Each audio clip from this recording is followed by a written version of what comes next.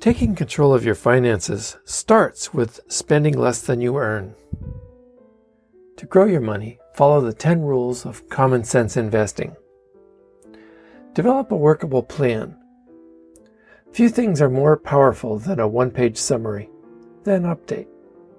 Find a link to both free and inexpensive courses in the video description. Start saving now, not later. Use the miracle of compound interest.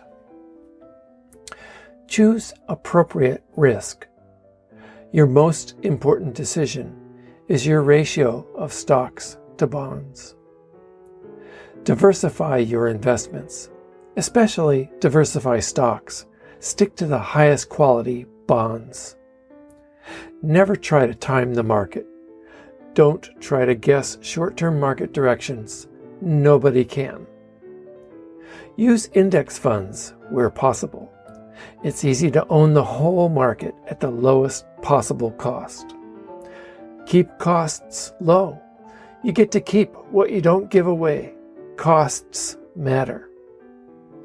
Maximize your after-tax returns. Get familiar with tax costs because you can control them. Keep it simple. Life is short. Give your time to more fulfilling things. Stay the course and stick to your plan. Most fail to achieve the market return because they tinker.